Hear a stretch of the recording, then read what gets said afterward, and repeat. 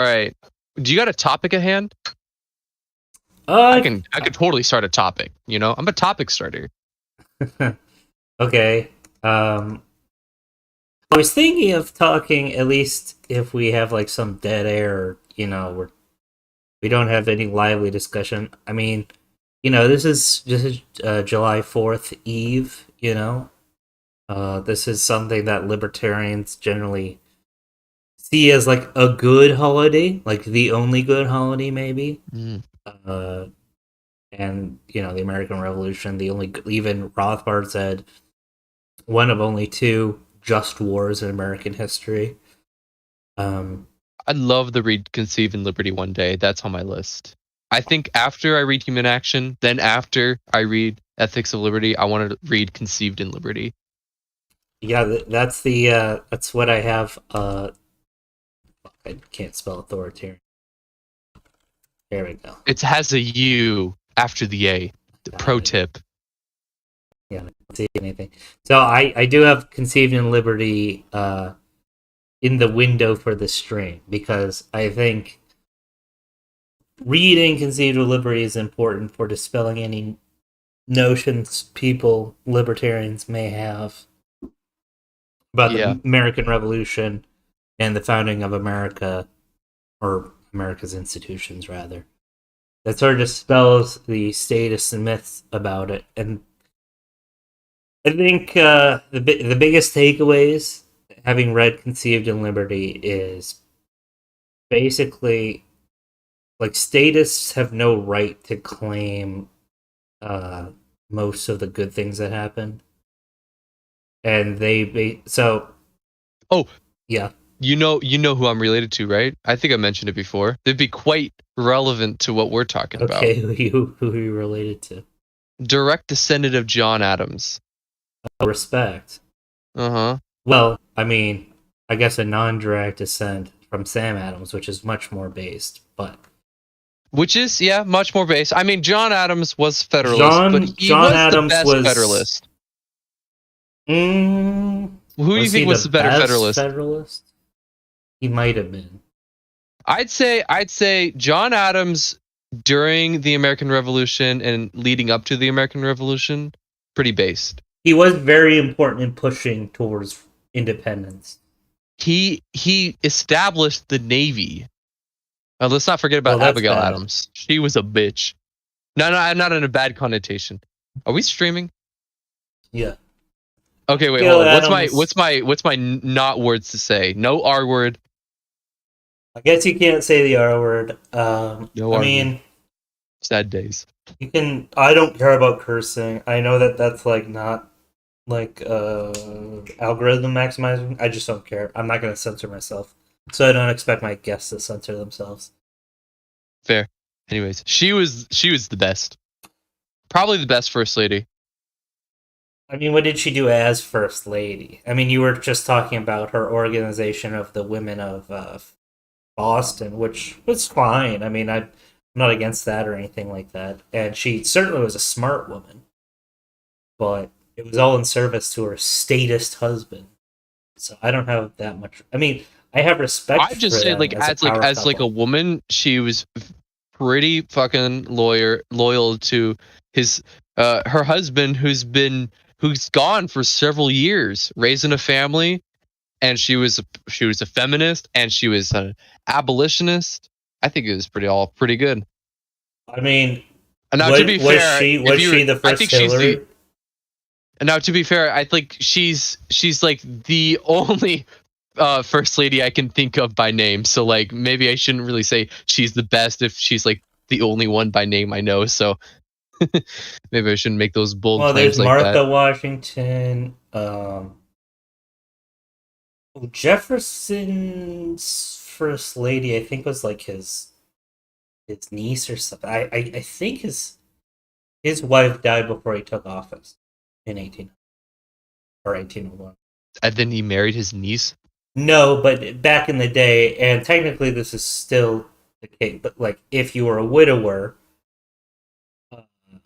and you hadn't remarried, the woman of the house in the White House would become the first lady. So there was nieces, there was like sisters-in-laws, stuff like Oh, that. so first That ladies would be. don't have to be. I guess that makes No, sense. there was It's not I first believe wife, it's first lady. yeah, Buchanan, who was a bachelor, did have a first lady. I'm pretty sure it was his niece or someone of that stat. Maybe his mother, although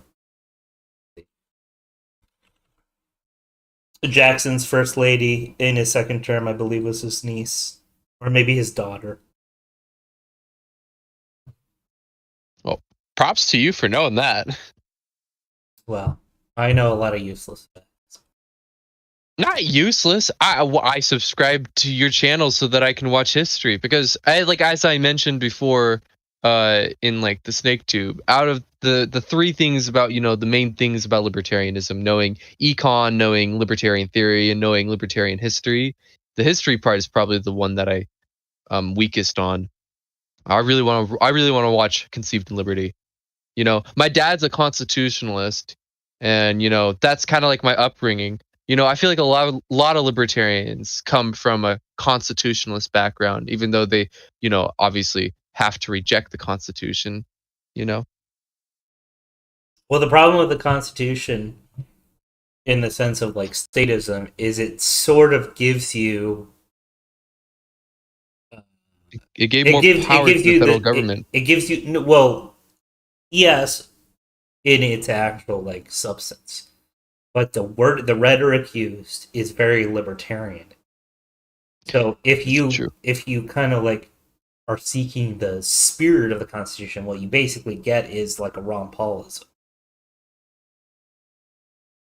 Yes, that is true. Obviously, like the Constitution is a pretty good constitution for a country. There's not a But better one. as I see the Constitution, I see the Constitution as the documents that murdered the Articles of Confederation. It murdered the revolution. Yeah, Mhm. and back to the point of the American Revolution, the Declaration of Independence, which we are supposedly celebrating tomorrow. All this was done by non-state actors and the quote-unquote radical left of the time, which were libertarians, and then co-opted by the conservative right. Following the revolution, and even during the revolution, Continental Congress did not create the revolution. Continental Congress was not sending people to foment rebellion in Boston or Philadelphia. All those things happened organically and opportunistically. The Continental Congress like seized upon it, sent George Washington to take control of all these militias who were there like under their own power. Like Mm. a series of stateless societies besieged Boston for a month before Washington ever got there. Under the to be like, "Hi, I'm here to order you guys around." Like they had already made sure because of the battles of Lexington. May I ask? Yeah, what's up? How did these pre-Washington militias received to the presence of Washington coming over and taking over? Were they complicit or were they not so in complicit? 1775, and you don't really see any kind of systemic resistance to continental control throughout the war. It certainly exists, but in 1775, Washington is seen as the man of the hour, even by the militias. They didn't. I mean, they couldn't know that he was going to impose military discipline uh, the European kind, aka flogging. What's flogging? Whipping. Oh, okay. Wait, he whipped? He Well, ordered. I mean, I guess I assumed that he whipped black people, slaves, but did he whip the white soldiers? I doubt he personally whipped anybody in his life. Oh, okay. Yeah, never mind. But he ordered people to be whipped. Well, that's almost just as bad, if not just as bad. I would say it's just as bad. I mean, if I'd he's say it's just as bad. Yeah, because I mean, think about the guy who actually has to do the flogging. Now, sure, he has a moral obligation not to, But on the other hand, if he refuses to flog, then he's going to be flogged himself.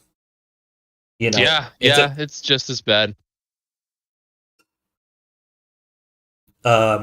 Washington imposed not only continental discipline, flogging, very hierarchical. Did you know the militias that existed not just in Massachusetts but all over the colonies were extremely democratic? They elected their own officers, and you could impeach your officer as well if you were dissatisfied. These were totally voluntary forces in every sense of the word, even in structure. And Washington did not like that about militias. He did not like militias, and he did not like how militias tended to fight, which is they would save their lives rather than die to gain some ground in a large land battle. So he would rather people, in continental style, big lines of infantry and cavalry clashing on the vast open fields. Except that's not really what most of North America was like. Most of North America was forested at the time. There were plains. Which if I know a thing or two from watching those History Channel videos, those guys up in the trees sniping down the redcoats. Just about every major American victory was won by using unconventional means. And it makes sense because if you're standing in a line waiting to get shot, hide behind a tree or up in a tree. But even on a strategic level, think about it. Who is more likely to have mastered that kind of like chess piece military stuff? People who have studied it for 20 years and in Oxford or whatever, right? Or some hick from Virginia. Like Washington was not a military genius. It's home court there, Exactly. You know the place you live in better than the enemies for sure. The enemies are going to stand there in a line waiting to get shot, not knowing where they're getting shot at. Exactly. So you look at the major American victories: Lexington, Concord, all guerrilla. The Battle of Bunker Hill, which was a tactical defeat for the Americans, but a strategic victory because something like 1,500 British casualties for something like 100 American. Unconventional warfare. Well, I guess Bunker. I mean, the thing about let's give Bunker Hill, even though it was not under Washington, it was under militias. We'll give it to conventional warfare. But okay, Lexington and Concord. That's that first big victory. Guerrillas, sniping, right? Saratoga. This is what brought France into the war.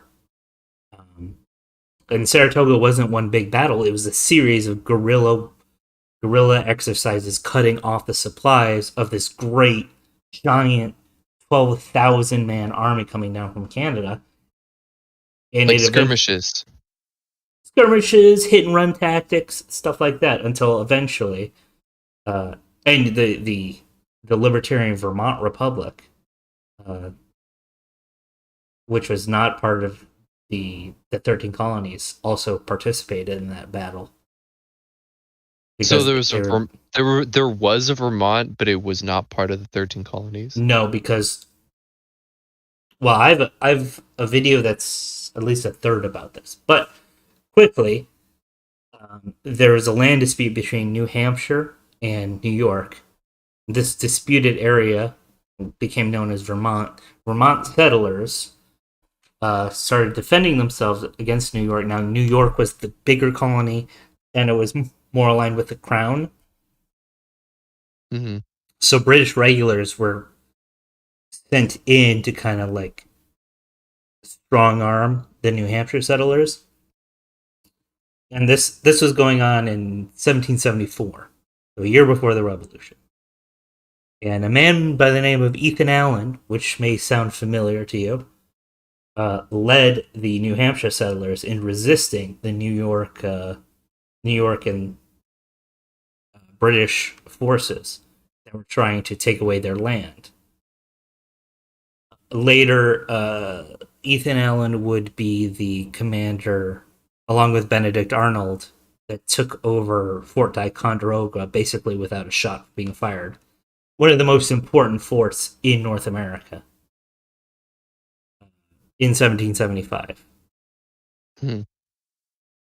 Which is how the artillery in Fort Ticonderoga was the artillery that was used basically to force the British to leave Boston in 1775.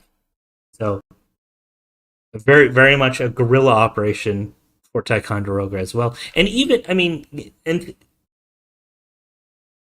Washington was, when he used guerrilla tactics, for example, during the Battle of Trenton, or oh god, what was the name of when he crossed Delaware? Trenton was around that time as well, but remember when he snuck up on the Hessians in their sleep? You're telling me I'm learning. This is my history class right now, so don't ask me questions. I'm having fun listening. Okay, so in New Jersey, what is that battle? You know, the Washington crossing the Delaware, that famous painting of. Okay, so he's crossing the Delaware at night to sneak into a Hessian, a German mercenary fort. Oh, is a mercenary? Okay, so the painting that he's going to, which was like Christmas Eve. So there's the Germans involved with this war. Yes, so the British Empire mostly relies on naval power. Okay, they don't have a large standing military, and when they expand the military, the army, the land forces, there's a lot of popular pushback against it. People do not like young men being recruited into. They're okay with it, sort of, with the Navy, but they don't like an expansion of the army. Well, I guess it makes sense. They're an island. I guess it makes sense for them to be primarily naval. Okay, I got it right, but I just sounded wrong. So this quote unquote battle was Washington crossing the frozen or near frozen Delaware River into New Jersey, sneaking up on German mercenaries on their camp and attacking and capturing them. That's very guerrilla warfare. Based. Yeah, and that was the first big what do you call it? Victory after this huge defeat at Long Island that the Americans suffered, and that was Washington trying to do the continental thing, the European thing, and face the British Army in the line. And we see, like, as late as 1779, Washington is still getting defeated, like, at the European game, which makes sense because he does not have much training on that. But then great American victories like the Battle of Cowpens, where Lord Cornwallis is totally routed by riflemen, which is a very, not a new technology, but one that the Europeans did not like because it did not suit their fighting. But for the kind of hit and run guerrilla tactics of the American militia, the rifle, very accurate but very slow to load, is perfect for the kind of tactics that Nathaniel Greene, for example, was willing to actually experiment with irregular combat. Seems like the method for libertarians to ever topple a conventional government is with guerrilla warfare, and that's Rothbard certainly thought so. I forgot the name of the book, but it's probably somewhere deep in my file somewhere. But I found this PDF of this semi-short book where this anarcho-capitalist makes explicitly clear from the beginning. This is not a book on theory. This is a book. Oh, excuse me. Hold up. Okay, I'm back. It was a book. It was by an anarcho-capitalist with an anarcho-capitalist flag on the front, but he talks about guerrilla warfare on how to topple how to topple a conventional government. Mhm. I didn't read much of it, but I thought it was really based. And I'm probably on a watch list for having that on my PC. Wait, was it the one where it was like Let me go look it up. It's got a scorpion on the front. Let me go look this up. I don't know. I don't even remember the title of it. Rothbard has a great chapter, by the way, of Conceived in Liberty about this man named Charles Henry Lee, which is the name of our Twitter. I'm not on Twitter, but okay. Well, there's a reason why we named it Charles Henry Lee. And oh shit, I forgot about our chat. If SCP is there, tell him I said hello. If who? You know SCP? Yeah. I'm gonna step out really quickly. I'm gonna go grab some food. I'll be right back. Mm-hmm.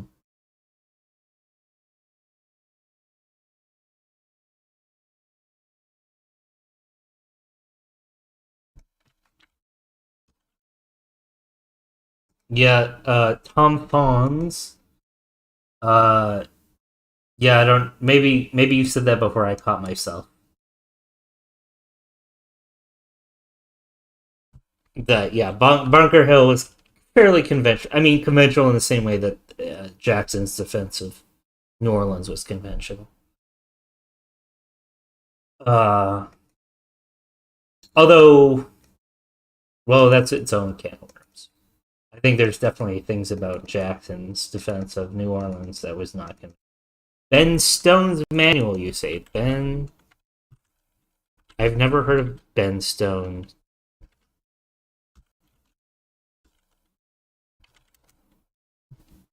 Sedition, subversion, and sabotage. Oh, that's the book. That's the book I was talking about with the scorpion on front. Yeah, this guy. Yeah, that guy. That's a base book. I should go reread it. I didn't read much of it. He's libertarian? Yeah, I don't know what I just found that book online one day, and I was like, oh, here we go. Was the Civil War mostly conventional or guerrilla? The American Civil War was mostly conventional. I mean, there was lots of guerrilla forces, but no, overall, I mean, the militia were rolled into the conventional army just as they were during the Revolution, but tactics were overwhelmingly conventional. Ben Stone, aka Bad Quaker, is a highly respected anarcho-capitalist. Maybe I've heard of that guy and I just forgot who he was.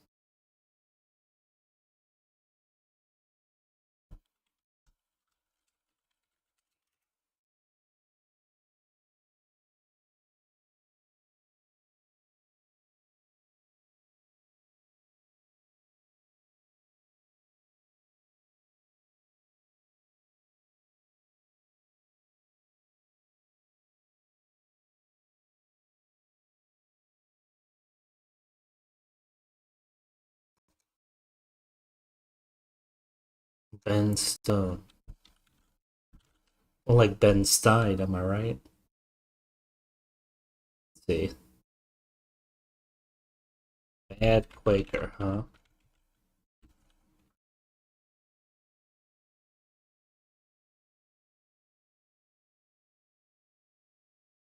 Can't really find any.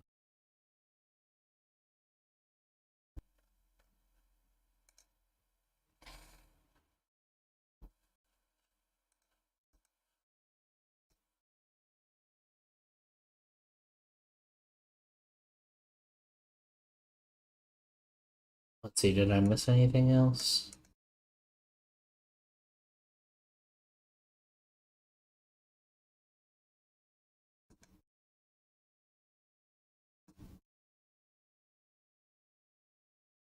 Revolutionary War wasn't totally just because there was still conscription. I don't think it's true. I'm pretty sure that's not true in any polity of the Hell, even the British, I don't think. I mean, impressment, I guess.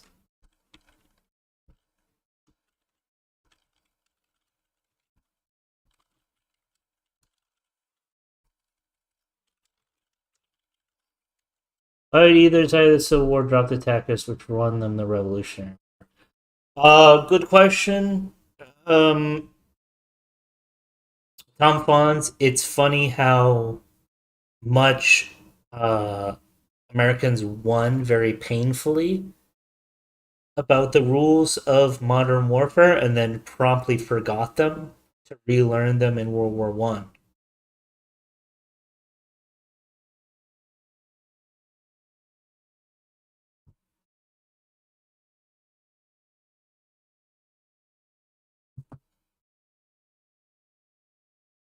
I mean, the problem always is the officer corps being aristocrats and kind of having Napoleon envy and wanting to be able to control every aspect of military operations in the same way of basically like we have now with like grand strategy games. Like you have your units on a board.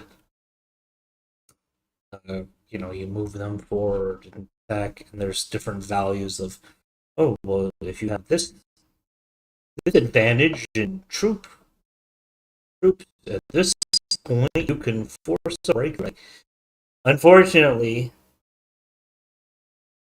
humans are very bad at learning lessons, especially generationally.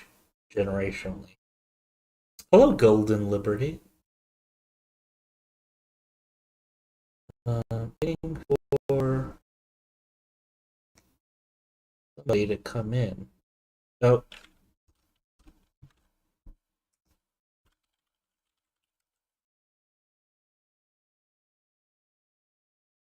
So who's this lap guy?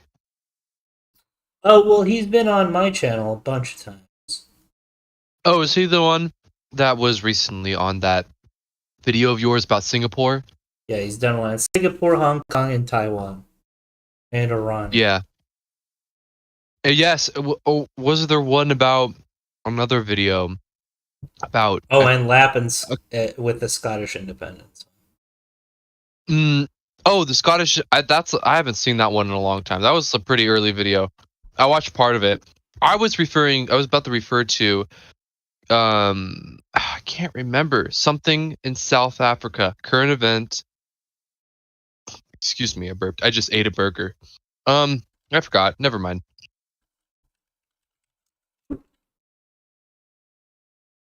Be glad to talk to him about it. I really like him on your videos.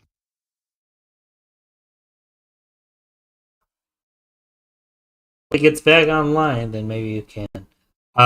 Golden, I hope that wasn't a constant thing, but I think my mic's trying to cancel out all the noise from fireworks. As you may imagine, there's quite a bit. There's probably everywhere everyone is.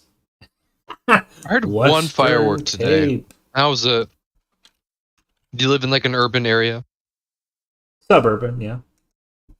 Suburban probably has the most amount of fireworks. I live in the suburb area.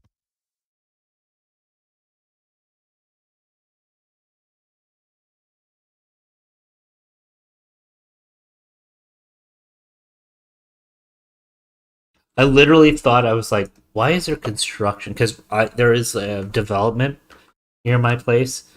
And it makes noise like in the middle of the day, but I was like, what's going on? Are people still working? And then I realized it's not like a hammer or like a jackhammer like making noise. Those are fireworks. Anyway, Golden, I hope my mic has increased in quality. You've been good on my end. I hope I hope my mic's been good on the stream. You sounded good to me. Yeah, okay, good. Seems like there was is he asking how to get in? To join the stream. Oh my god. Here we go. Okay, we got it. Finally. Okay, welcome to the Steam Room. The Steam Room. By the way, Schizoid Man. Wait, how are we addressing each other in this? You I can don't call wanna- him, I think, Schizoid. Schizoid. Okay, The Schizoid. Schizoid man was my father's name. The video that you were referring to is the Western Cape of South Africa. Yes. Oh, yeah. I really like that video. Well, yes, it has about, what, 500 views? Honestly, I think I like your tangent. a decent amount of views. I mean, at It's this got point, a decent amount of views because it's a lesser known independence movement, but it's also one of the most developed and God, what is that word? Plausible independence movements, because the numbers actually do add up. As people may or may not know, Johannesburg is suffering from a great deal of industrial and ethnic strife. For some reason, that has not come to Cape Town just yet. So that's why I made a video on it. Well, that's why I watch Springtime in Nation, because when I watch that channel, I learn something new. As I'm just learning some new things about the Revolutionary War, talking with Adrian. Well, one thing you can never forget is the massive beauty that comes from the beauty that comes from understanding where you come from and where you're going. I suppose the worst thing about Springtime of Nations is that we're not one of those well-funded channels, but we're on our way to becoming one because we've just reached 2,000 subscribers, and our videos get good views, and we and Adrian is making good content. I guess the thing that should probably be made, the next step, is to create better content that is able to appeal to normies, or not normies, but people who are leaving the normie reservation. Potential vanguards. The worst part about being in these chronic, terminally online movements is that you lose a sense of reality. Whenever you read a Marxist website or a conservatard website or a Wignat website or a critical race website or a critical theory website, it all seems to be in their own little universe. It's like some sort of political autism. And as much as I love being autistic, part of growing up and part of developing as a human is being interested in the world around you and piercing the veil of ignorance. Well, that's not what veil of ignorance means, but you get what I'm trying to say. I do. You have to be interested in other people. You have to understand what you want out of life and what should be done to improve and change life. One of the most important things to study for a human being to study is philosophy, how to conduct itself into a good life. Yes. How to change your conduct so you can be productive and flourishing. And the only people that can really tell you how to live a good life are people who lived good lives before you. Marcus Aurelius said something along the lines of, like, just stop talking about being a good person and just be one. And it's very true. I feel like a lot of people know, at least to some degree, what it is to be a good person, but actually committing those acts is way harder than talking about it. Of course, and that's why we're here in Springtime of Nations. It's literally in the name, the springtime of nations that are here and yet to be, or something like that. It's something hard to understand until you realize what must be done. It's a hermeneutic. Oh, I don't know what that means, sorry. Never mind. Is that like an STI? Yeah, something like that. So, Lap, what do you think about the 4th of July? I think it's a good holiday, I suppose. people time off. This is a weird time to have 4th of July since it's such a long weekend. But it's the celebration of secession, becoming independent, of severing our ties from the British Empire. Just as that, and many countries don't in the English-speaking world don't really have proper independence days because they gained their sovereignty slowly or non-dramatically or subtly. And maybe that's a better way, but again, we have to accept that, we have to accept a certain level of deference to the American nation. Whether such a nation still exists is extremely debatable. Among the right, among the people who have been red-pilled on nationalism, there's a deep conflict between the American nation and the American state. There's an even deeper question of whether or not these ideological movements should reclaim the nation or make new nations of their own. And I think making a new nation is it's far more practical than trying to reclaim America. America has transformed itself socially, economically, demographically, in so many ways that have been for the better and for the worse. So if I were to want to create my own nation of like-minded people, better that I start small than try and pretend that the whole entire edifice of the United States can belong to any one party or any one ideology. That's part of the reason why I did that whole these South Africa videos was the realization what I had learned. Because in South Africa, they don't vote for parties, they vote for dispensations. This construct, this idea, this structure known as South Africa is really not efficacious. It's not, sorry, that's a wrong word. It's not sustainable, and it doesn't work for the betterment of Southern Africans, be they white, black, or Asian. And that's why I think the Western Cape is such an interesting movement, because it's one of the few movements that I'm seeing in Southern Africa, other than Biafra, that admits that the construct known as South Africa, the structure known as the South African state, is, if not antiquated, then it's just counterproductive to any prosperity. Because what you have are different types of people who want to pursue a different types of development, and better you do it separately than hanging together unhappily. That's all I got to say. Well, I enjoy listening to you. Oh, thank you very much. That's why the Cape Cod video I listened all the way through. Cape Cod. Oh, we haven't done that yet.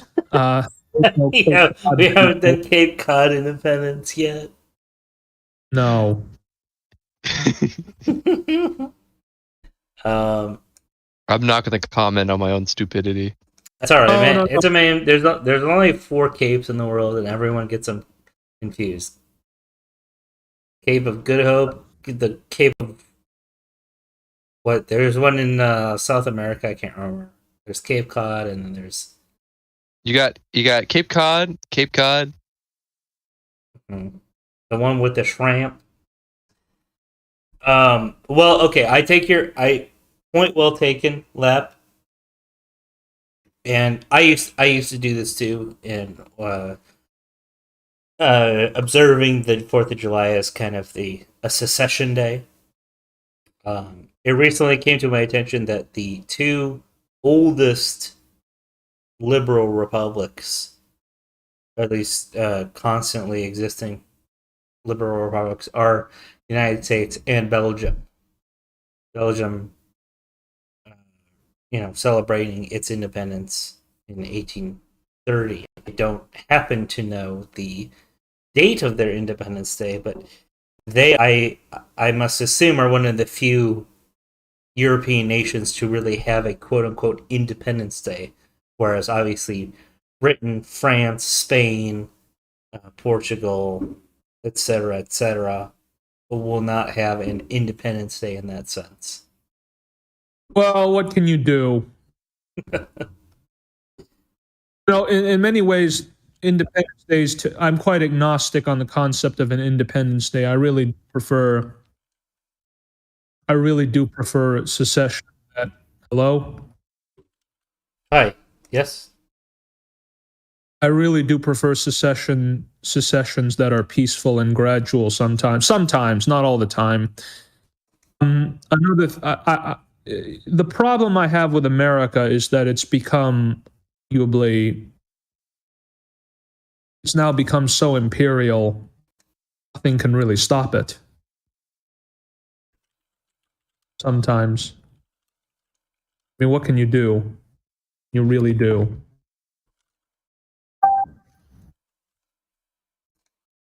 Hello? Yeah, well, I think... Oh, hi, Schizoid. Hello. Yeah, my internet went down. Yeah, the internet has been... But I'm back. Everybody seems to have had a problem with the internet recently. Especially Discord. What? But maybe this is just... No, this has been a constant issue with my router. I don't blame you. I don't...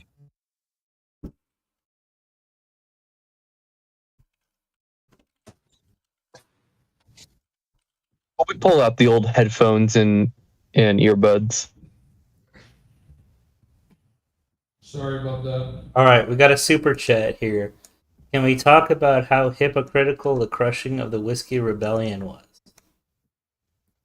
Oh yeah, let's talk about that. Yeah, I think that's totally fair. I mean, the problem with the Whiskey Rebellion is I think the cat was already out of the bag with Shays Rebellion.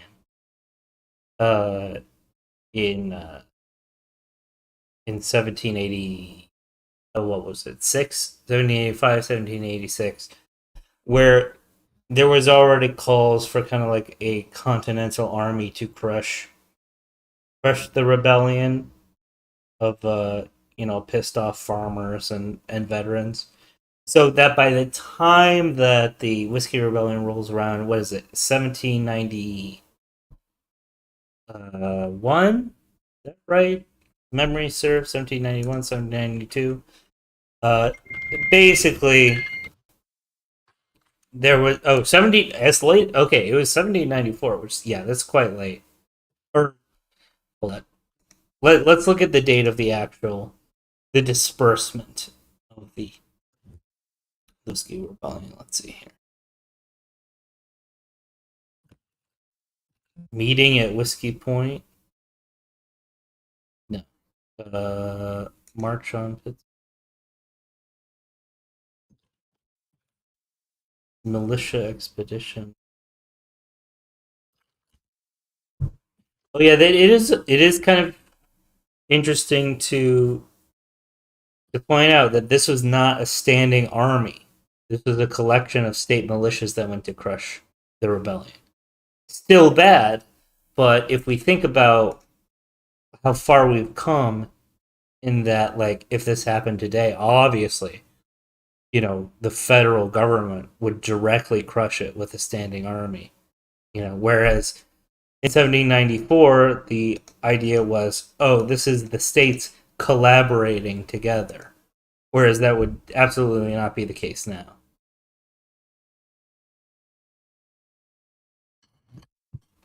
But yeah, of course, it's... I remember when somebody tried to rebut the notion of the evolutionary elements of the Second Amendment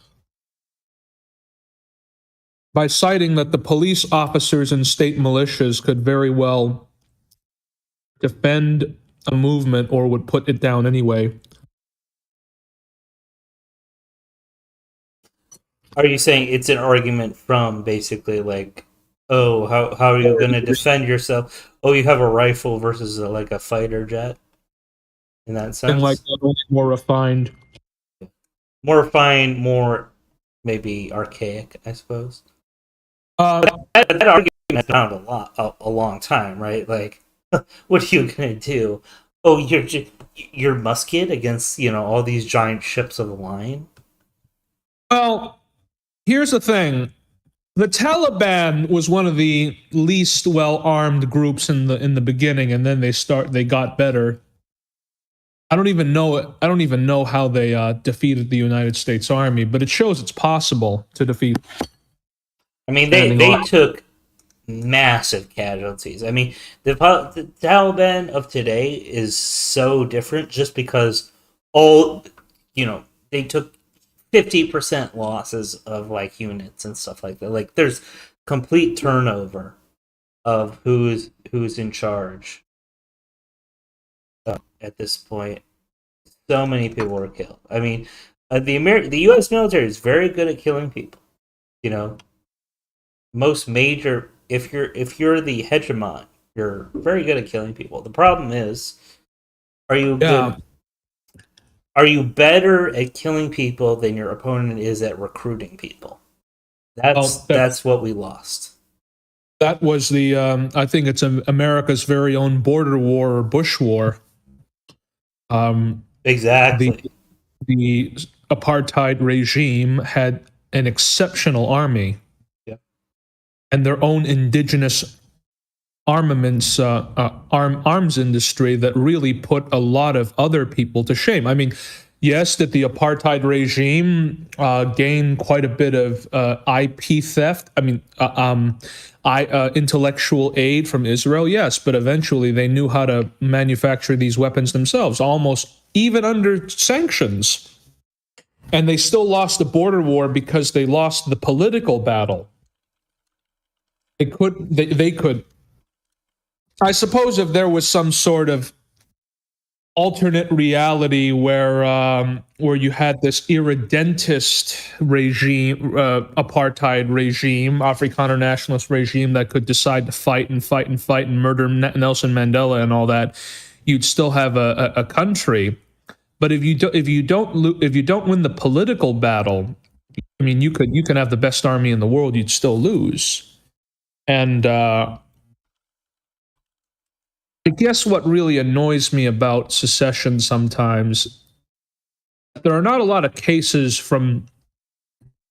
it's that Western borders have been pretty fixed since the 1920s. Really since the 1920s or 1940s, really the 1920s. Creation of a new state has become, as we move away from World War I and 1848 and all those years, the idea, the thought of secession becomes ever more distant, and that really scares me sometimes. There are a lot of secessionist movements I am not sympathetic to, particularly the ones in Europe. To me, they're all in the EU anyway, and all going to follow the rules and regulations of this massive regulatory superpower. But Lap, I mean, even in Europe, we have evidence of secession, right? We have Kosovo in 1999, and then Montenegro in 2006, right? Yes. I'm just what I was trying to say was that the concept of secession is becoming hard to countenance Western world for some reason. I agree. I agree with that. But if we have a global perspective, and if we draw our populace, to a global perspective, they will see East Timor gaining independence, right? In 2003, we have South Sudan gaining independence. 2011, Yemen seems to be on the brink of actual secession. Wait, internal parts of Rio. What, I'm sorry? I think Kurdistan is the movement I'm really I would like to. at this point, I think the best the Kurds can hope for right now is in an autonomous region a la Iraq under Assad, which is good. I mean, that would be good for them. But No, I okay, think it's but in Yemen, the Southern Transitional Council has basically complete control over the former territory of South Yemen, and is backed by the United Arab Emirates. So they have a very wealthy sponsor, and they're currently in like peace talks. We could very well see a second Yemen forming in the next couple of years. I wonder if they're going to embrace capitalism. Yeah, that's the thing. The guy that is the head of the STC has said like, oh yeah, people used to call us communists, which of course they were. South Yemen was a communist country, but he has repudiated socialism, as far as I can tell. Well, I mean, maybe he's lying, but it seems like South Yemen is going to be maybe an Arab nationalist-ish state. It's hard to say. I find it really interesting that the former colonies in the Arabian Peninsula are very wealthy now. You know, Bahrain, Qatar, UAE, Kuwait, those countries. You know, I mean, whatever colonial influence they had is pretty much gone now. But my God, Bahrain, people, you know, there are a ton of Westerners in Bahrain for some reason. I guess it's probably because it's the most liberal of all the countries. Also very small. Yeah, Saudi Arabia is another interesting country. No, but no, I think capital. I mean, you and I were in a conversation with some left libertarians, and I confronted them on their disrespect for national borders and nationhood, and they said something very interesting in which, as long as the net result is more liberty, then it doesn't matter whether it comes from whether a national government constrains a state government or whatnot or whatnot. I mean, I remember having a conversation with Jason Kuznicki, who used to be at Cato. He told me a very long time ago, libertarians have a weakness for local tyrannies. And this does seem to be a divide in the libertarian movement, particularly those whose identity is resonant with that the United States resonates with them. The idea of a union resonates with them, and that a liberal national government it has the right to effectively overrule an illiberal regional government. And I never understood why so many libertarians got that argument.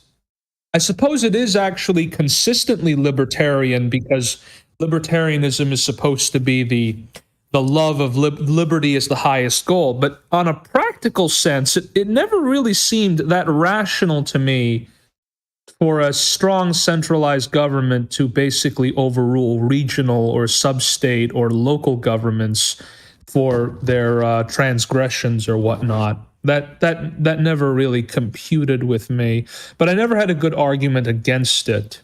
I mean, the problem here is I feel like, and someone that I respect that is from that aisle sent me a essay that in many ways echoes this kind of idea.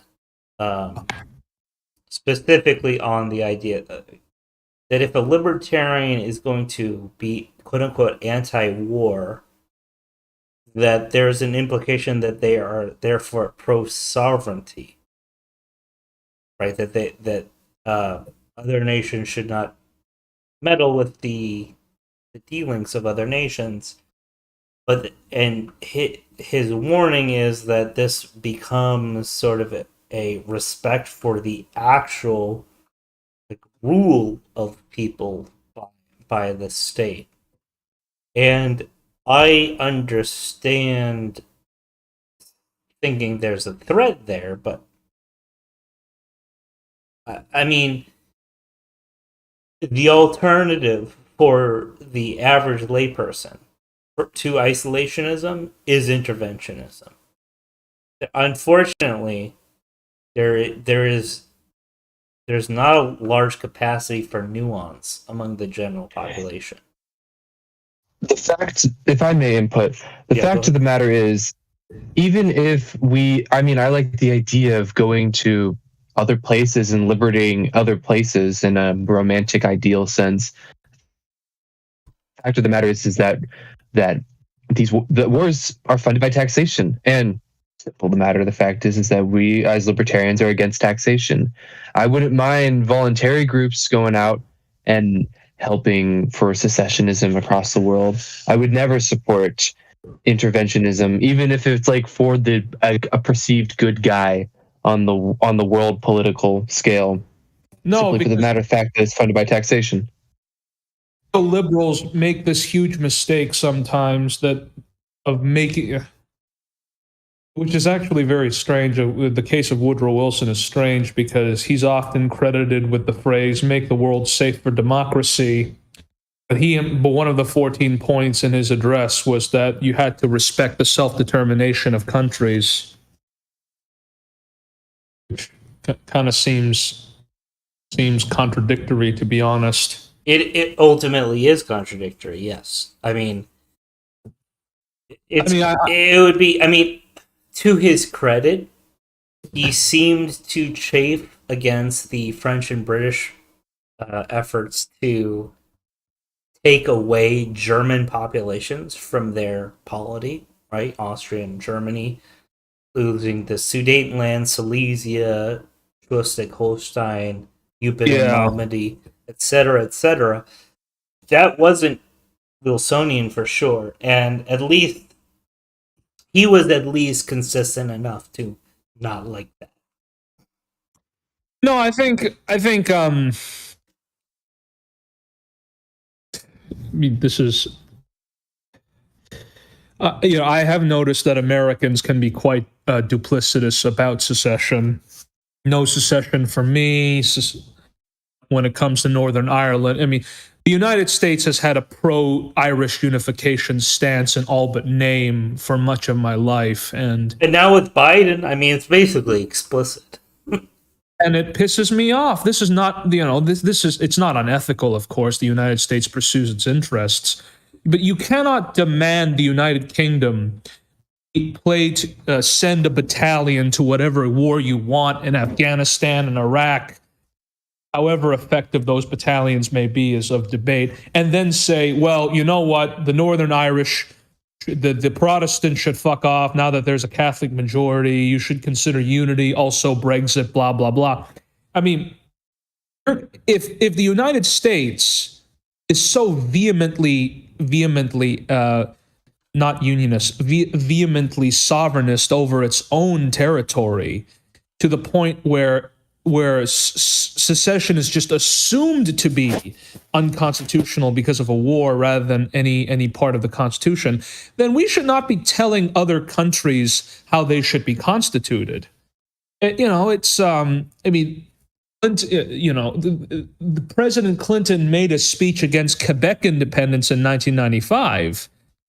The ambassador to Canada also made it clear that Quebec would also have a challenge joining NAFTA. I mean, it was just unethical it's not just unethical. I mean, it's fucking crass for the United States so selective in who deserves self-determination and not. In fact, at one point when you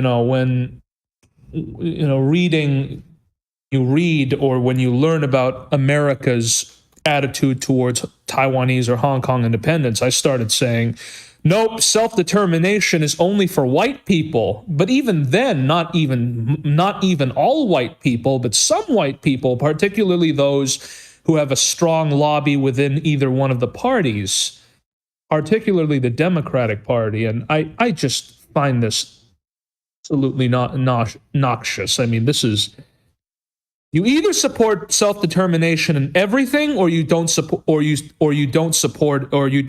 it at all. And you can that is not to say that I don't think the Irish lobby should have the right not to. I think the Irish lobby should just shut up. In fact, there are so many ethnic lobbies in the United States today that we're going to have a lot of conflict on which secessionist movements should be supported or not. But I do have a belief that if you are the United States and if you say that you support self-determination, then you should just basically shut the fuck up. You should not be giving some secessionist movements quarter, telling other secessionist movements that they are unnecessary or destabilizing. But I know that this is unrealistic. This is a libertarian fantasy because effectively the Democratic Party and the Republican Party and whatnot, all of these, this policy is not made on a rational, principled basis. It's really made with votes. Whatever is good for politicians and their careers and their margins of victory. And, fine by me. I'm not a politician. I'll never be able to understand that. My God. I mean, I agree with you there. Again, it is actually very funny. People have been anticipating a great surge in Irish unification opinion. In my opinion, it'll just come down to whether or not the Irish government will be able to build houses. Because the housing situation in Dublin is horrendous. I don't know how I know this, but I have a lot of Irish friends, and sometime around 3 or 4 years ago, you just got this new influx of Irish people that would come to New York or LA or other parts of America, and they're just coming in and coming in and coming in. I used to think they were tourists, but no, these are new residents that are making a life in the United States. And every time I have the opportunity to talk to them, they are scathing about their government's inability to build housing. I mean, that's pretty much the only reason why they're along with the fact that America will, maybe not, America pays a higher wage, but these are young people, young, handsome, virile people, men and women that should be able to make a living in Dublin and Galway and whatnot, but they can't because they can't even afford the deposit on a home. They can't even afford rent, so they're coming to New York City of all places. That shows to do rent. Yeah, and the rent. Yeah, for rent. That shows how bad it is. Whatever what's going on in Dublin. I can definitely relate to that. I live in the Bay Area in California. Ooh, rent, man. Well, I don't have to worry about that. Not to dox my position, but it's great squatting in your father's rental apartment. Hey, you're supposed to leave. Why don't you live with me? No, it's no. It's just the fact is that to the Bay. Okay, let's shift to the Bay Area. California secession. Is that happening? Is that not happening? The Jefferson State? Not the Jefferson State. Yes, the Jefferson State. I mean, the state of Jefferson, Cascadia, an independent California, an independent West Coast. I mean, I don't know what it is about that, but conservatives have a. There will not be a motivation until the next right-wing president comes to power. And then they all say, "Well, California must lead, not secede." Is there a Bay Area motivation for secession? I mean, think about California. It's the Silicon Valley could basically be its own city-state, right? I mean... Oh, yeah. I mean, yes, definitely. Like 15. California can definitely make it on its own as its own country. Oh, I want it to happen. I want Oregon, Washington, California just to break off and be their own country. It's no more goddamn Democrats. No, I'm sorry. Showing my partisanship here. No more West Coast Democrats telling us East Coast neurotics how to fix the country. Take me with you. No. Okay. I don't want to be on this sinking ship anymore. Oh, no. What needs to happen is that California. I've always had this fantasy that the right wing conquers California and somehow turns it into into the state or basedness, the based republic, bear republic, or some shit like Where that. are the right wingers? I don't know. I mean, the magic will pop up. Where I live, it's like you get like 3 people here in my whole town. That's it. I'm not going to ask you where your hometown is, but I'm not gonna say it. But I live in a really liberal area. That's whatever. That's just what life is. I feel like I know where this place is, but I'm not going to say where it is. Anyways, it's beautiful, isn't it? California is just wonderful. Oh man, I love the weather here, man. It's just like anytime that I go travel to other states, I'm like, it's too hot and too cold because I'm very privileged where I live. It's rarely above very beautiful. It's rarely above 86 degrees for some reason in California. Very rarely above. It's rarely above like high 70s. You know, now it's summertime, I'm like, oh, maybe I should take off my sweater. You know, that's it. And just keep my t-shirt on. It's 75 degrees. Let's enjoy the summer. I will say this: I do prefer Southern California to Northern California. I'm sorry about that. Well, I'm not going to dox myself on that opinion. No, but sorry for eating while this live stream. No, it's okay. I was eating dinner this whole live stream. Respect. I'm sitting here digesting. Respect. I got a pizza in the oven. Respect. I had a fucking whole avocado. That's how you know I'm a Californian. Oh, you no. Well, you say you were eating a burger. Did you put the avocado on your burger? and then I got up and then I ate like avocados and onions. Avocados and like raw? No, not raw onions. Like, okay, so the burger had an avocado and onion like things. It was like onion rings prepared. No, it was not onion rings. It was just you could say seasoned onions, and I had it paired with some avocados. What do you mean seasoned onion? What are you talking about? I didn't make the dinner. Were they like I didn't make the dinner. It was delicious. Uncooked? Cooked?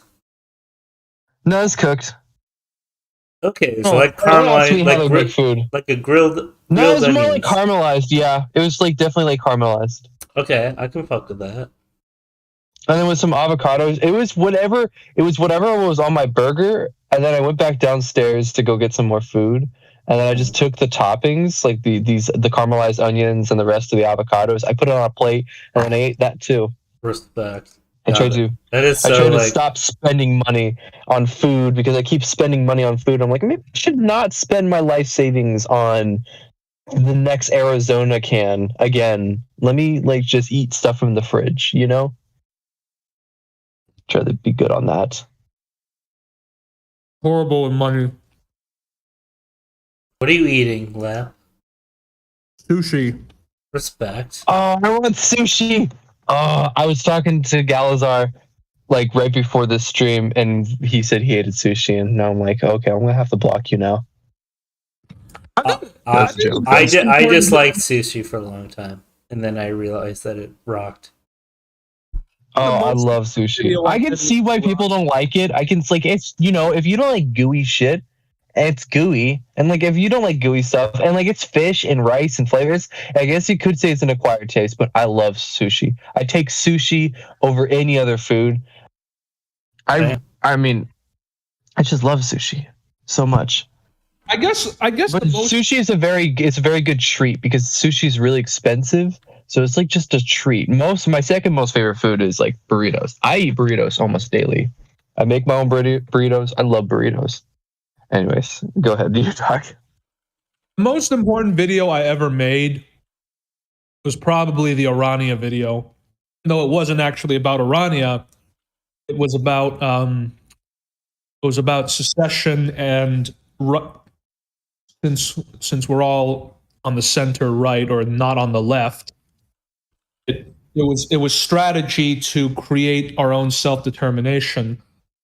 And every time I look at Orania, I get very angry because a bunch of goddamn farmers have somehow successfully pseudo-seceded from the South African Republic, whereas Republicans in the United States, for some reason, still confused as to what their purpose is. You know, Texas, California, all of those places. What do you think should be the purpose? You think we should? I'll let you answer that question. I'll give that as an open question for you to answer. What do you think we should do about that? Firstly, this applies to everyone on the non-left, particularly those of a libertarian bent and a non-authoritarian bent. You could say like the disillusioned Republicans. Yes. Would that be a good descriptor? People that read Steve Saylor but are not Gregory Hood fans. Let's just say that. Sure. Yes. Sane, good people who understand that the United States has changed and has changed irrevocably.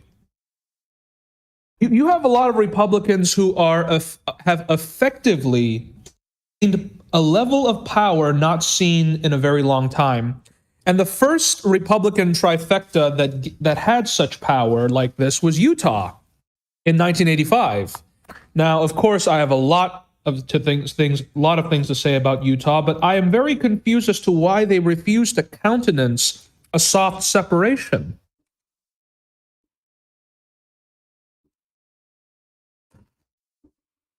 Demographically, Utah is no longer as Mormon as it used to be, and it's becoming more diverse. And that does not stop the fact that Utahns, as a people, a certain strange distinctiveness is almost like a Scot or a Welsh, far more civic. It's almost, they have this strange, disconcerting niceness. Go ahead. I'll let you finish. That through good works and faith in some sort of civic deity, that you can become successful. And yet, for some reason, they're fast becoming. They're fast becoming a normie GOP state. And yeah.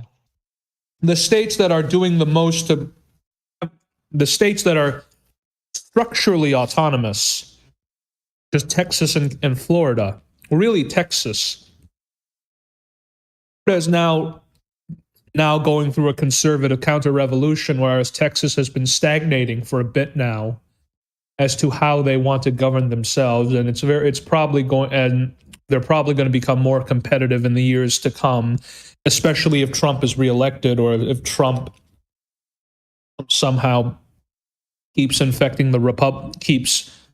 straining the Republican Party's popularity. But okay, let's look at Texas. They are one of the most autonomous, powerful states that can become independent. They have their own energy, their own grid. They have their own standing army. What's stopping them? What's stopping them from exercising as much autonomy as they can? I don't know. I mean, one of my right-wing friends says it's as Texans view themselves as super Americans, but I don't see that at all. I go to actually in the Texas state capitol, and I was a little bit inebriated from all the food that I was eating, and I said, "They're afraid." Sorry, and there was this tall, svelte woman that was carrying a rifle. I think she was almost as tall as me, which is very strange because I'm pretty tall, and I'm not. Oh, I like tall women. Yeah, I know. Tall woman with a gun. I'm not super tall, but I'm just a bang average for a man, so that's about 4 inches above a woman. I basically, in a fit of stupidity, said, "State, nation, country, what do I call it?" And she just said, "All of the above." And that was the most characteristic thing I've ever seen said about Texas.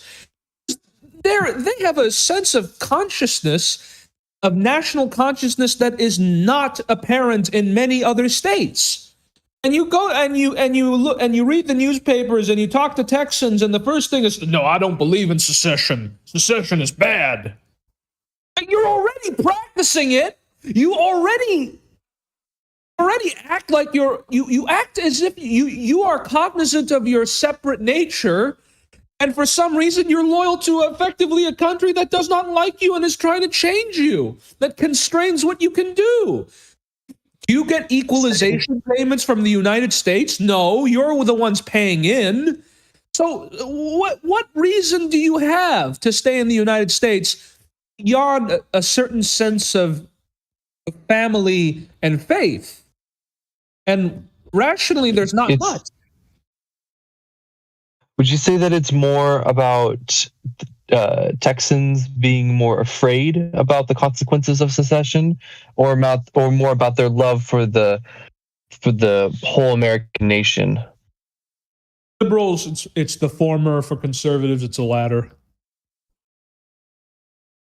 Yeah, the latter for liberals? No, the latter. I guess it's for liberals. It's more the former of the fears of secession, but for conservatives, they really more about the latter for the love of America. Yeah, I could totally see that. Probably both. I agree with you. I mean, I bet the conservatives would not be too afraid of a secession if they wanted it. Liberals definitely would probably be more afraid of a secession. No, but even the most liberal Texan has a strange sense of national consciousness, which is so mystifying to me. Well, that's kind of the thing. Like, I'm an anarcho-capitalist, but also at the same time, in a more broader sense, I'm a disillusioned right-winger. But also at the same time, I've also had even though I recently escaped it. Go ahead. I'll finish what I was saying. I had, I would identify myself as like part of the broad crowd of like a disillusioned right-winger, but also at the same time, up until recently, I had a pretty progressive streak just because of the area that I grew up in, and naturally I just became progressively minded, although that has changed pretty recently. Not pretty recently, but like within a year. And I just have a very more like natural hippie vibe. Not like that I like as in like the philosophy, if you can call it a philosophy of the hippie, but I like the aesthetic of the hippie. Yeah, crunchy con. They used to call it crunchy conservatism. I would definitely be a crunchy conservative. I just cut my hair a few months ago, but I used to have long hair and a long beard. I want to regrow it. I want to go longer again. All right. Well, we need to get back to the tale of secession, but Bay Area secession. Go ahead. Could the Bay Area consolidate itself and become more autonomous from the state of California? Like how could they? I'd say they definitely could. Would they want to? Definitely not. I don't think anybody wants to. Why? Just observing from the people around me. People just really love Gavin Newsom and Joe Biden. People just really love the Democrat Party. Really, I mean, I still plenty of people are still wearing masks voluntarily. They just put their own muzzles on. Oh, they must be Asian. No, those are just white people, just white women. White women putting on masks and simping for Gavin Newsom. Yep.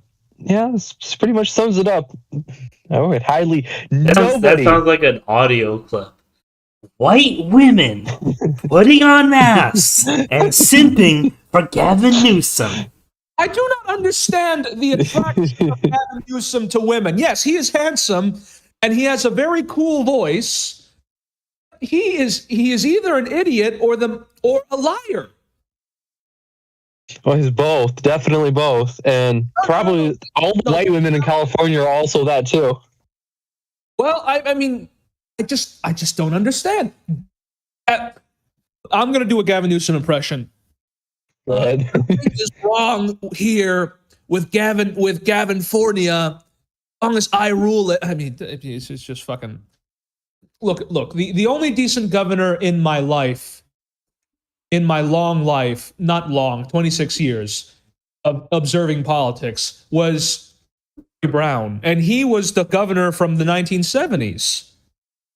He has a voice like this, and I often like to imagine him and I arguing about some really inconsequential shit, saying Lapp is a racist because he does not like his own heritage. And I go like, come on, Jerry, how can you say something like that? I made a whole video on Hong Kong, and you cannot support Hong Kong independence. It's illegal. It's illegal, Lapp. You got to stop. And and this is how I impersonate myself. Well, you're not from Hong Kong. I'm from Hong Kong, and I like wonton noodles.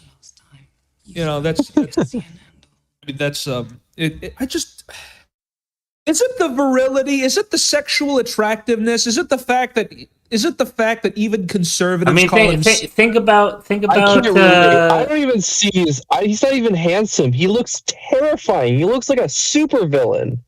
You know, he looks scary. I don't understand. I mean, think about Macron though. Think about Macron, right? Like, ladies love him. Looks like Gavin Newsom looks like an evil supervillain from a cartoon show. Kind of with that comb over, especially. Yeah. I just, again, this is the other thing with Californians. I was just in Los Angeles, which I love so much better than San Francisco for some reason. I do not know why. I am a bad Asian person. And I noticed something about this. I noticed how the nicer your hotel is, the more crass the clientele can be. In the You're talking about nice as in like the quality, or you're talking about like the staff itself? Well, I guess you would say he just said it's crass, so never mind. I was staying in a very nice hotel. It was part of the Hilton brands. Not the very cheap one, but it was in downtown LA. It had a bunch of diverse clientele. I think there was a gay lawyer there who reprimanded me he misinterpreted what I said, and then he basically told me to fuck off in a very nice way.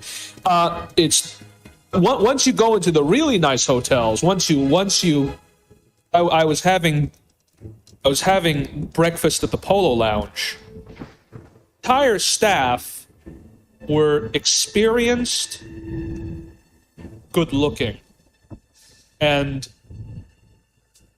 there was a man next to me who was just shouting the ears off of other people, and just being rude to whoever was talking to him, and nobody really cared.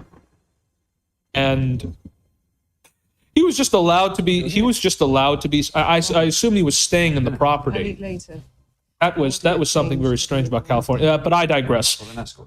I just don't understand why the entire Bay Area, from towns such as Atherton or Marin County or whatnot, would allow San Francisco to be in such a parlous state, and why there hasn't been an intervention to clean up San Francisco. Because the economic... I heard from recently a person who is a resident from San Francisco. Now, I haven't been to San Francisco in years, but... just across the water. I won't dox myself. So, okay. But anyways, you live near the property. Maybe in DMs, but I'll explain later. But anyways, I've heard from a resident who said it was not that bad. That's it. I'm just gonna implement that. He's like, it's bad, but it's not that bad. That's it. He wouldn't say. The poop situation, the human feces. Well, however, the homelessness issue is really bad. Short conversation. Of course, for California standards, by the way.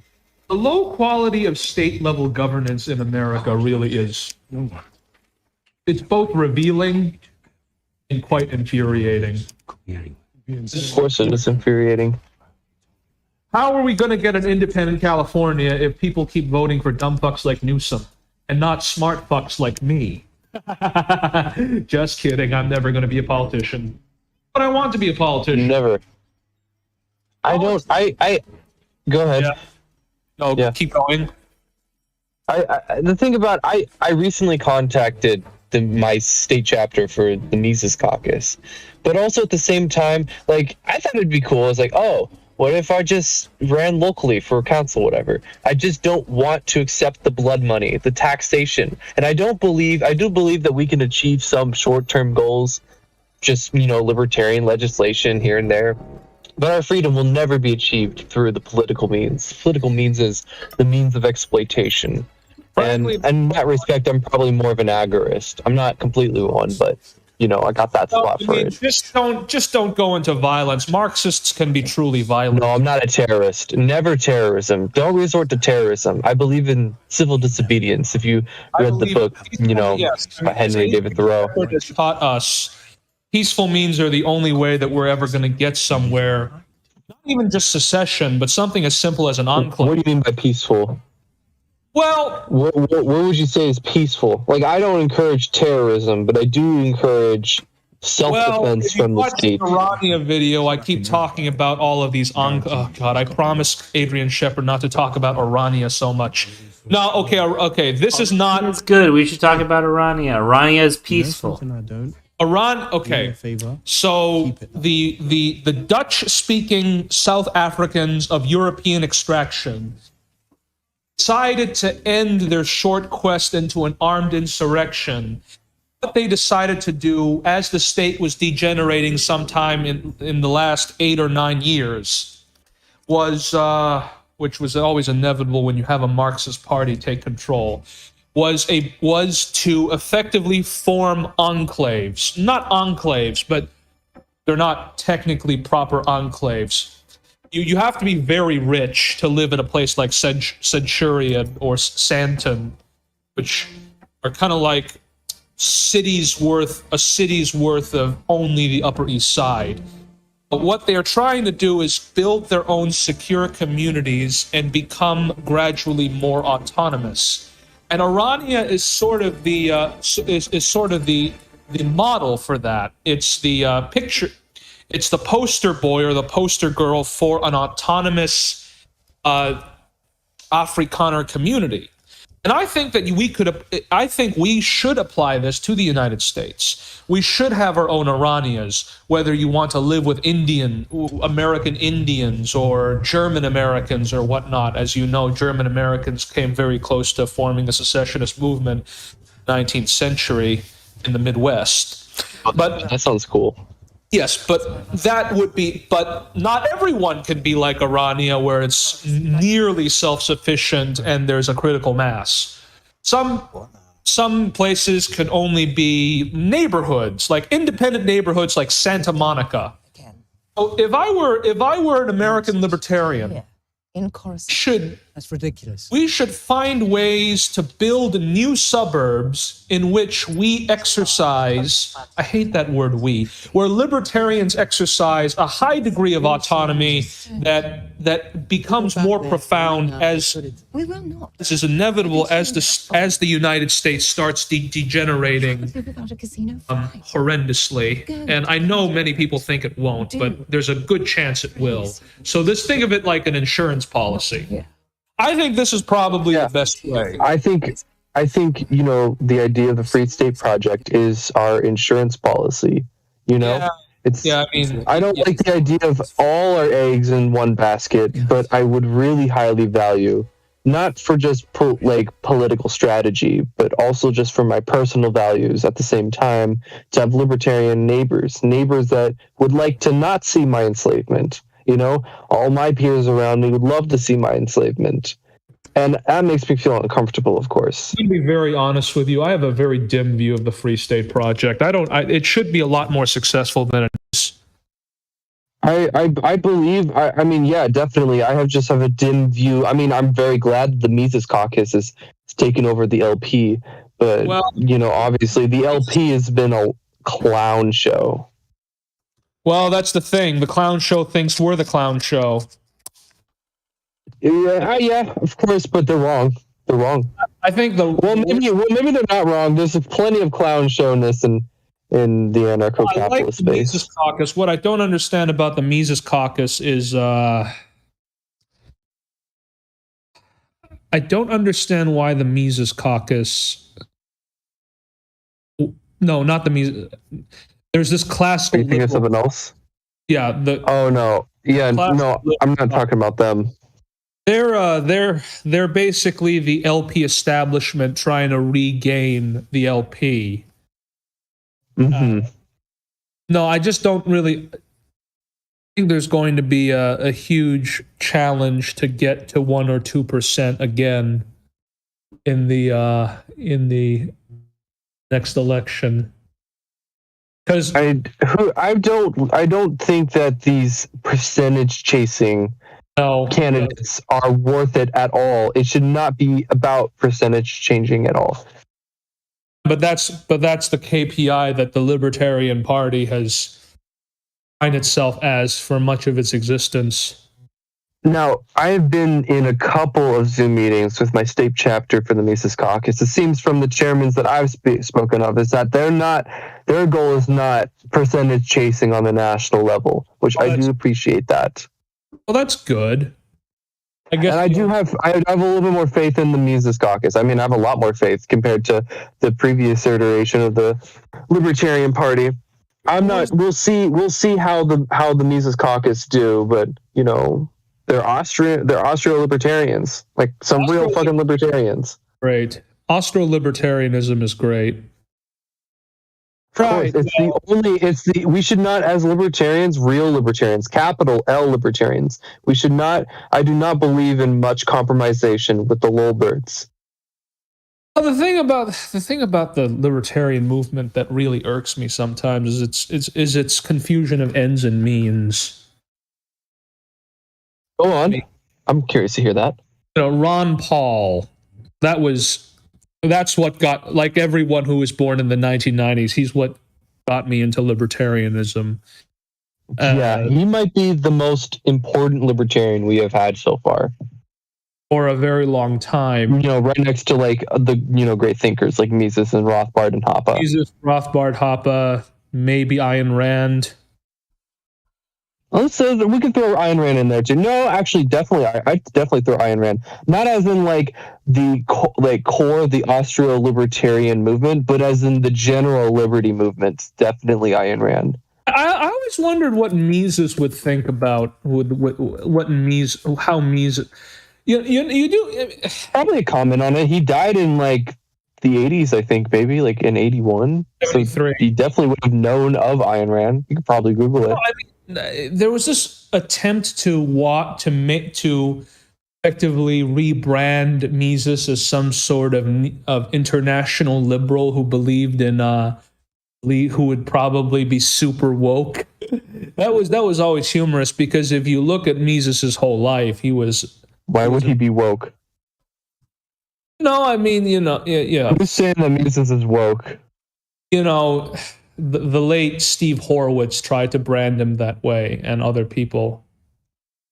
Oh yeah, the classical liberal caucus tries to be like, oh, actually, Mises was a cosmopolitan libtard or whatever. That's another thing I really dislike about the libertarian movement is because I was quite cosmotarian at one point. I never really understood the allure of cosmotarianism, and what is the point?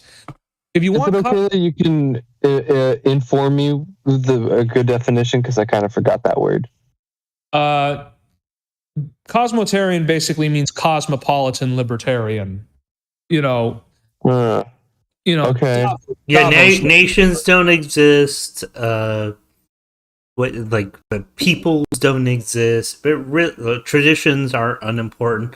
Really, all we want are like people flitting from one side of the globe to the other, making transactions and basically having no libertarianism, but no other philosophy integrated with it.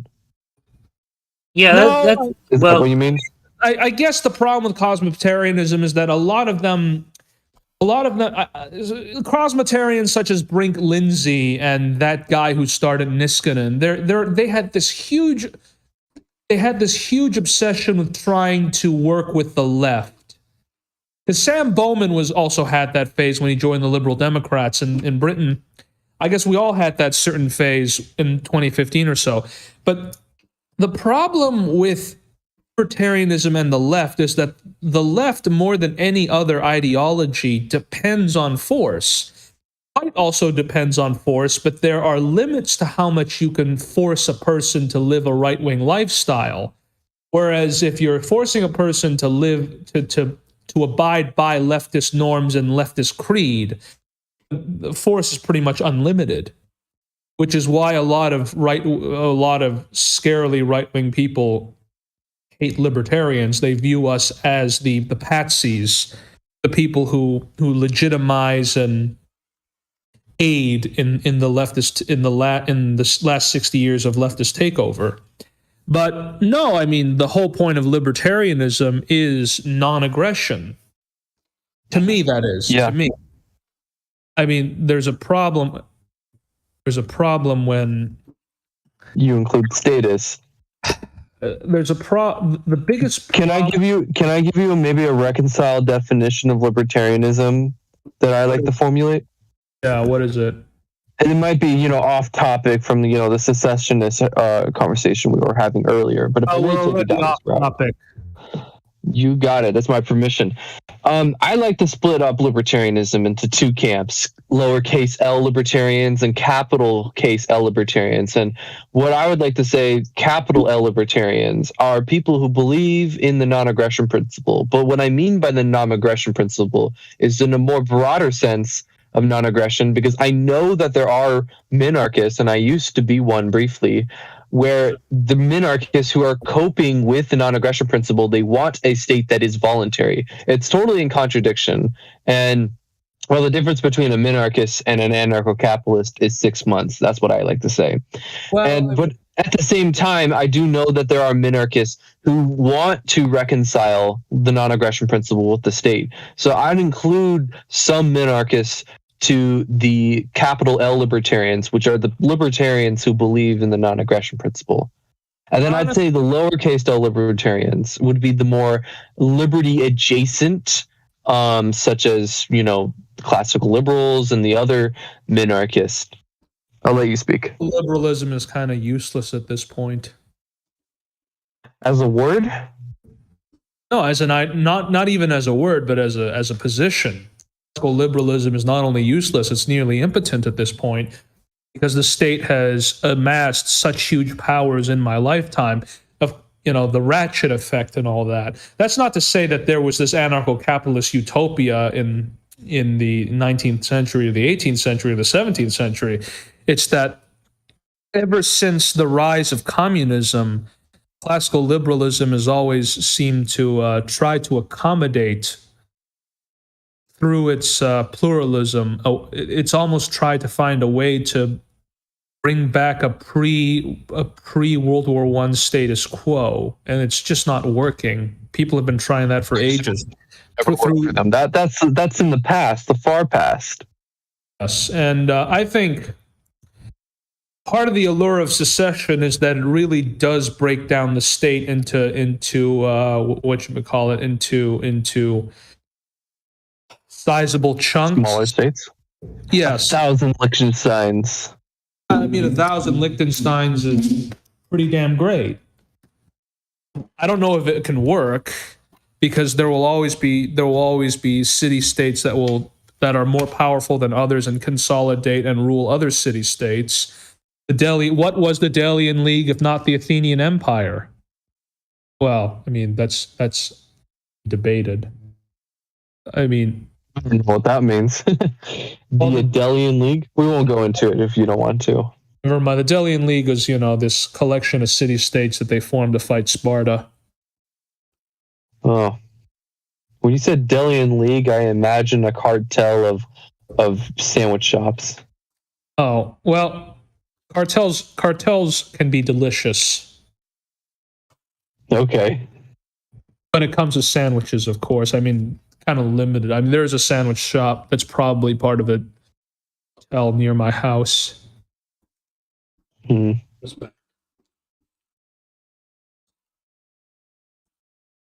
All right, I don't know why. Okay, but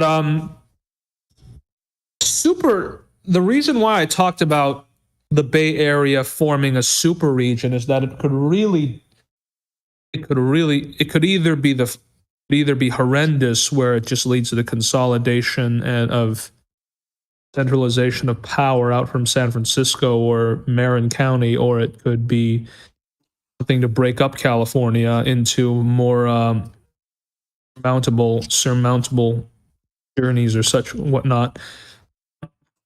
I find California such an aesthetically pleasing state, even in the way it's shaped. Yeah, I agree. Don't know why. Hey, I just think the map. Have you ever played Red Dead Redemption 2? yes. I feel like where I live, in particular, there's a lot of just diversity, and I think is pretty beautiful. And reminds me of the Red Dead Redemption 2 map, where everything is diverse but also seamless. No. Where I live, it feels like maybe not as good as certain European countries where they're very aesthetically pleasing towns and cities. But where I live, I think where we have is aesthetically pleasing for an American suburban. I never really understood look. the anti-suburban nature of the YIMBY movement. What? The Yes in My Backyard movement.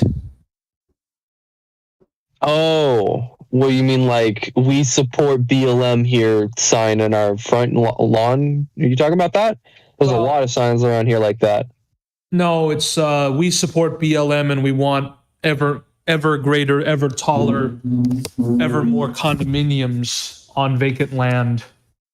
You ever seen those signs where it says this family household supports BLM and LGBT and diversity, and just a giant sign that says I am a cuck. They will not be welcome in the libertarian community enclave, whatever we want to call it. I don't think there's any hope for a libertarian enclave where I live. I could sure damn try, though. We can try. We must try. That's the problem. I have to go now, but I want to end, Okay. Go ahead. my part of this podcast by saying, everyone, remember to watch our videos and may 1,000 flowers bloom because, oh, by the way, also, please consider donating or at least subscribing and clicking the bell notification. The more views we have, the more ad revenue we get, and most importantly, the greater this channel can become. If you want to see us get to 20,000 subscribers or 200,000 subscribers, click the notification bell, subscribe, and consider donating to the page. Thank you very much. May 1,000 flowers bloom. Thank you. That's me going. Sorry about that. Respect.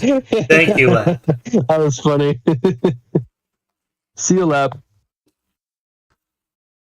That was funny. Oh, man. Part of the reason why I reached out to the Mises Caucus chapter was just because I felt pretty lonely. I was like, well, there's a fucking lot of Democrats around here. Well, hopefully I can reach out and maybe there's somebody local. Yeah, I mean, Angela McArdle is. It's about like two other people. I'm surprised. I did not know that Adrian, what was his Malagoon? The Mises Caucus was founded here in California. He is not only the chair of a certain county, I forgot, in California, the chair of the state, and the chair of the national level. That's pretty awesome.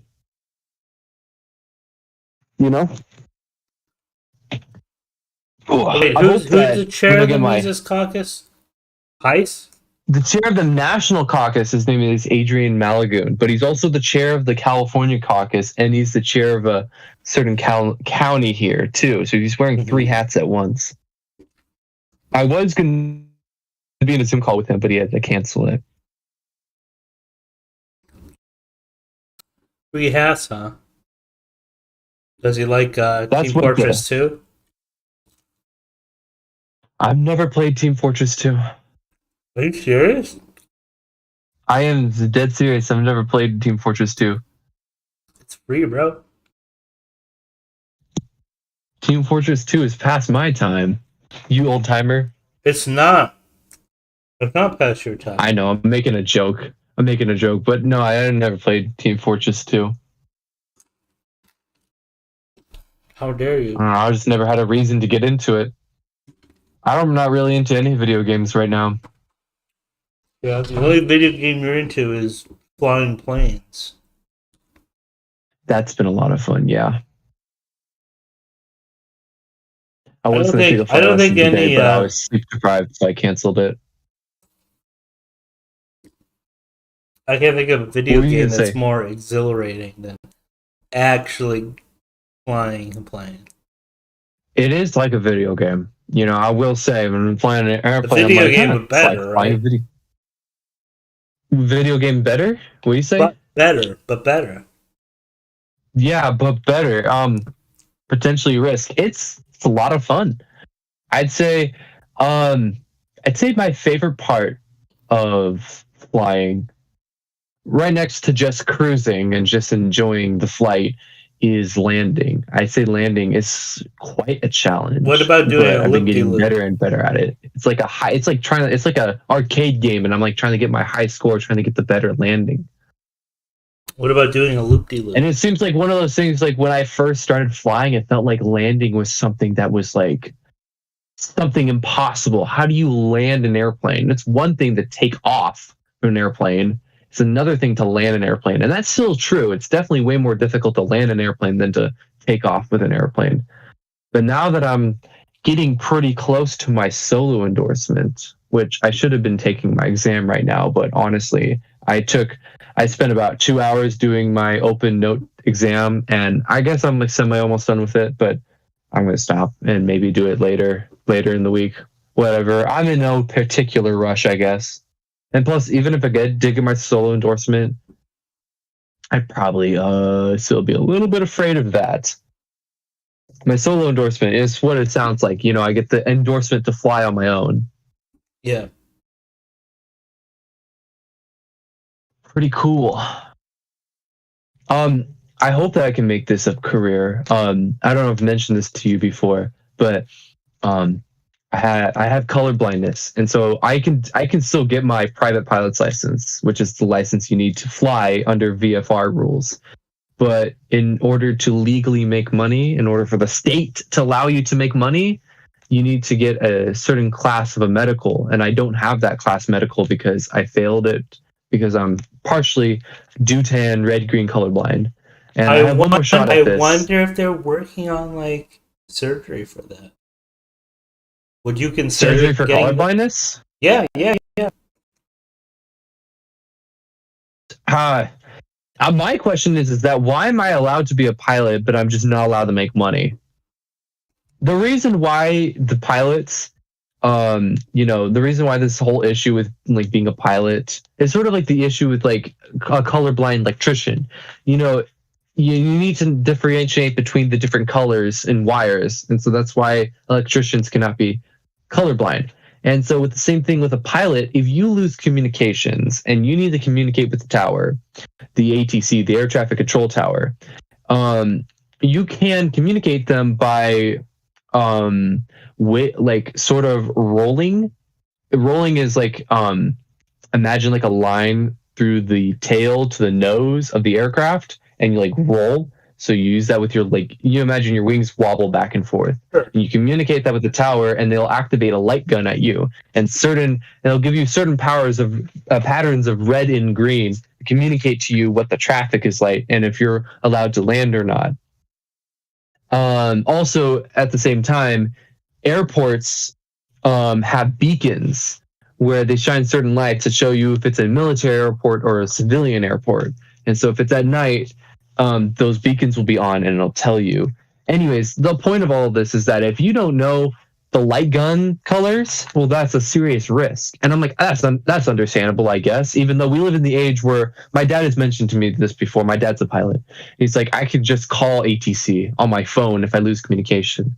But nevertheless, I can sort of understand, all that. And I would understand if they're like, you can't be a pilot, you're colorblind. Like how an electrician can't be an electrician if they're colorblind. I get that. The fact of the matter is that I can be a pilot despite that. I can. I have a restriction on night flight. But it's not like light guns are only restricted at night. If you lose communications, then you still use the light gun during the day. And I'm just wondering, it's like, is this just one of those bullshit status things to restrict licensings to a certain field of skill and profession? Because I'm allowed to become a pilot. I'm just not allowed to make money, make it a career, unless if I can get my my class 2 medical, if I can get the restrictions off my class 3 medical. Anyways, that's my rant right there. I'm just confused. Is it something that I'm ignorant about and there's a good reason why I can become a pilot, but I just can't make money? I highly fucking doubt that. I have no idea why I'm allowed to be a pilot, but I can't make money. It doesn't make any sense. Does it make sense to you? I don't think it does. I don't think how you can make any sense out of that. Well, yeah, I don't know if I can, but I think this is a good time. Yeah, me neither. To maybe end the stream. End the stream. Thank you all my subscribers, all 2,000 of them, for bringing me here. I've had a lot of fun with Mr. Schizoid, with Lap. I hope to have a stream like this in the near future. But from all of us at Springtime Nations, I just want to say thank you, and may 1,000